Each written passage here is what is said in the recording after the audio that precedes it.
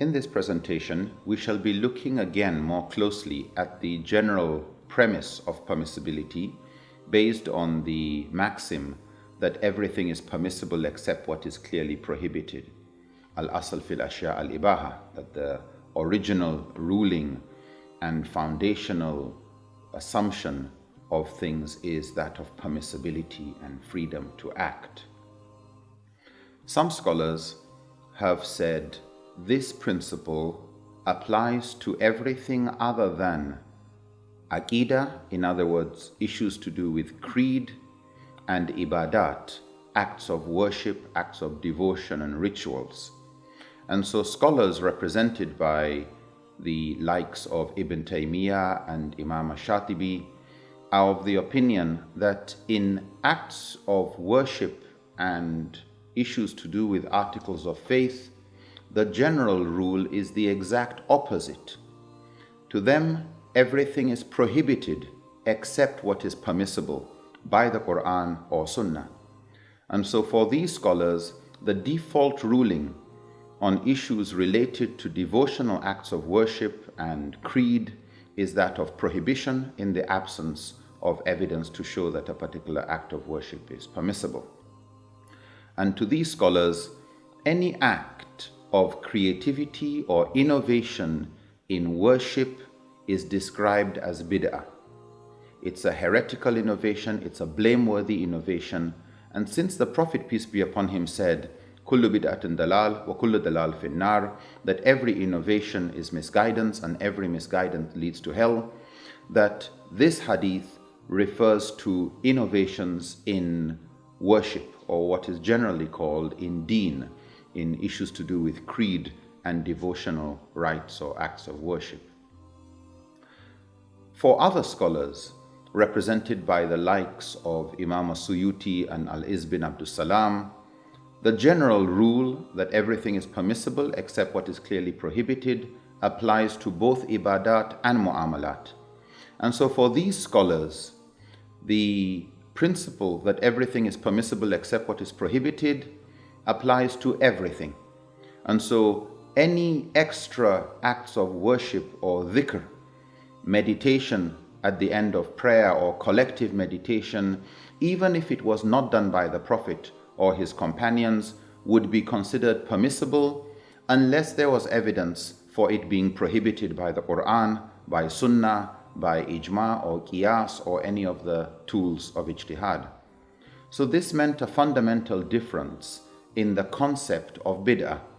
For these scholars like Suyuti, everything was permissible except what is prohibited, and their understanding of the hadith where the Prophet said every bid'ah, kullu bid'atin dalal, is that every bid'ah that contradicts the sources of jurisprudence is misguidance. Not every type of innovation in ibadah or in mu'amalat. For the first group of scholars such as Ibn Taymiyyah and Imam Shatibi, therefore, when it came to the acts of worship, the default was prohibition, unless if there was evidence for permissibility. But they all agreed that when it came to social transactions or worldly issues of dunya, the premise of permissibility ruled. In other words, you could be as innovative and as creative as you needed to be.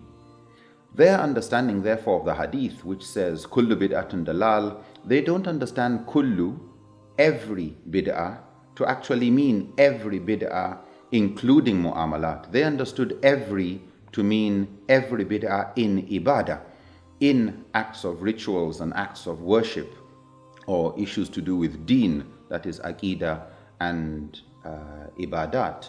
So to these scholars, every bid'ah in ibadah, in aqidah, or in the subject of deen, in the narrow definition of the word religion, is a blameworthy innovation by default.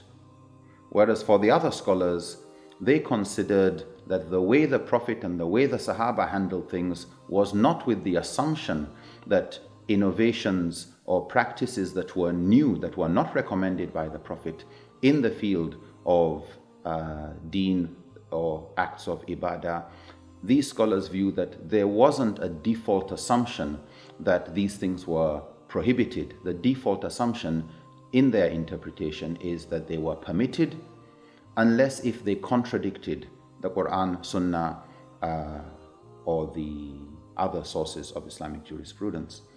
And so scholars like Suyuti and Al-Izz bin Abdus Salam had no problem with extra nawafil, extra acts of prayer, Mawlud an-Nabi, and those acts that they would consider not contrary to the teachings or the spirit of Sharia.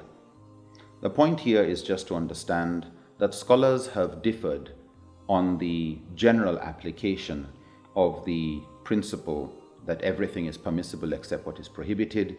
Some consider that a general rule in the absence of prohibition. Others say that applies to social transactions, dunyawi or dunya, worldly related issues, but not to deen. So in summary, while they all accept the principle of permissibility, that the onus of proof rests on a person who is trying to prohibit when it comes to issues to do with mu'amalat, the scholars differ when it comes to do with issues to do with ibadah. The subject of bid'ah is not one we will be going into. It is not one we are directly concerned about here. It is sufficient to say there are probably no less than about 7 to 8 or more different definitions of bid'ah, of what would be considered an innovation, of whether mu'amalat could be part of bid'ah. This is not the subject we will be focusing on. What we just want to make clear is when it comes to subjects to do with ibadah, scholars differ when it comes to the application of the principle that everything is permissible except what is prohibited.